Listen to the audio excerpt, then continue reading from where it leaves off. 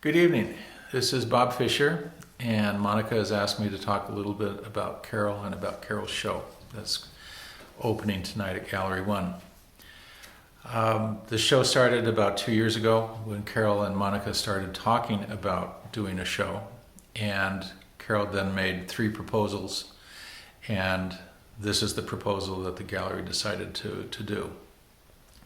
The hope was that Carol would be able to see this show, because it was originally scheduled for last fall, but that's when she got sick. And to have it in February was to coincide with the members exhibit, because Carol had been very instrumental in bringing artists and members back to Gallery 1. Unfortunately, she did not live to see this. So when we talk about Carol, we talk about 2 people. We talk about Carol, the gallery director, and Carol, the artist. And even though they're connected, they're not the same person. They rely on 2 different skill sets. And Carol, the gallery director's origins are as a legal secretary in Salem, Oregon in the early 1960s. She was very good at what she did and very proficient and very pragmatic about how she handled things. And she was greatly appreciated by the lawyers that she worked with. When she and her first husband John moved back to Kentucky for him to go to school, Carol worked as a legal secretary there and researcher, and grew very disenchanted with the legal system in that state. She quit and started taking art classes at the local college and fell in love with that. But as a legal secretary, her role later as a gallery director came in very handy. She initiated artist contracts where there hadn't been any. She initiated record keeping and other things associated with gallery business that she did not inherit from someone else before her. So in many ways at Larson Gallery, she's had a completely clean slate to be able to work with and to be able to bring an organization that was barely surviving back up and to become one of the leading venues in Central Washington. That ability likewise has to do with part of her training as an artist, and that is that she started taking weaving classes when she was at Oregon State University and was very good at it. Very sequential. You map things out, you thread the loom to create the pattern that you've mapped out, and you weave the pattern and you take the thing off. Everything relies on a neat sequence.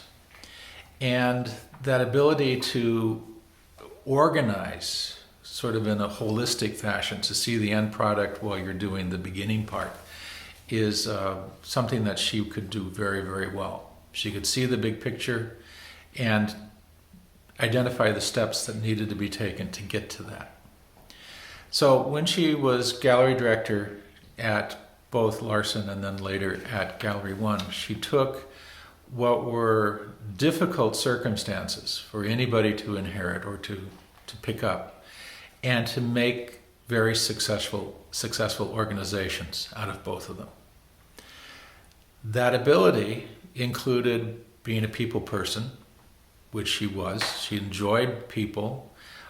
She was very generous with people, and she liked how they did things.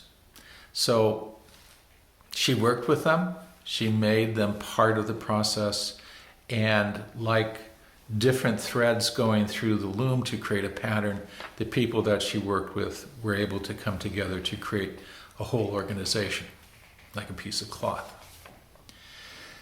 Carol's life as an artist is in many ways just the opposite of that.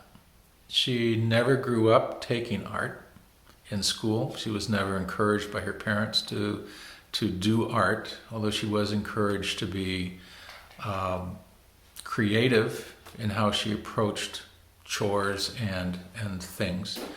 But she grew up very poor and recognized that when you have something, you don't get rid of it simply because it's not valuable now.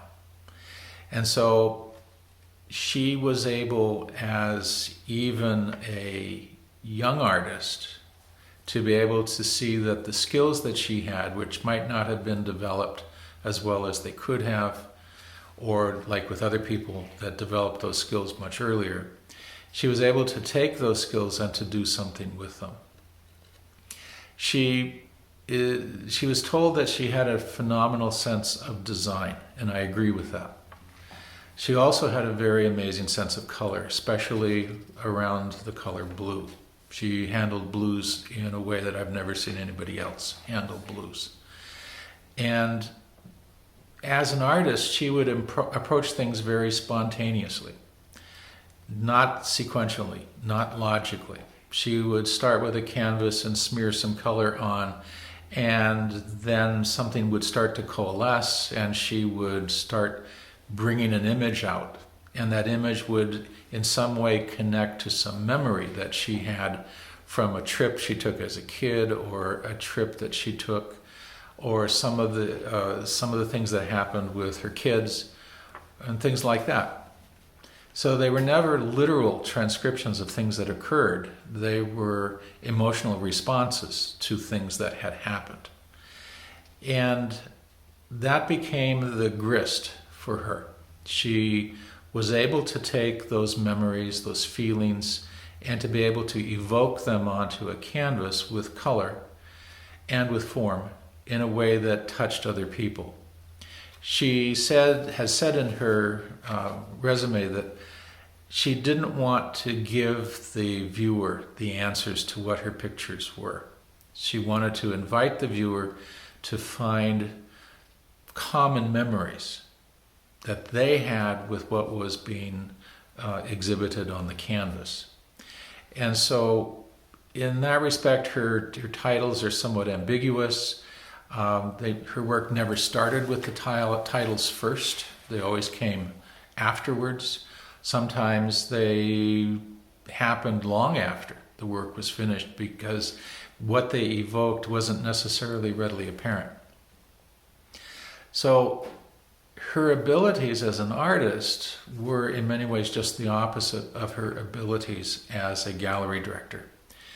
And in that respect, I think she was probably one of the most mentally integrated people, where the analytic half of the brain and the emotional half, artistic half of the brain, work together. Because if she, in a painting, could or needed to be more pragmatic or more analytical about what she needed to do, she could.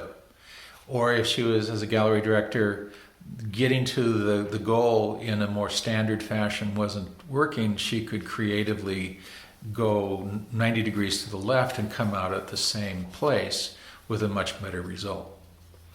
So in many respects, Carol was a whole person in more ways than I think many people are. And so her abilities are multifaceted and are part of who she was. And the artwork that she created is part of that process of knowing what she can do and how to get to it, and knowing what she doesn't know how to do and be able to get somewhere that's more interesting. I miss her, and I hope that you enjoy the show as much as I have. Thank you.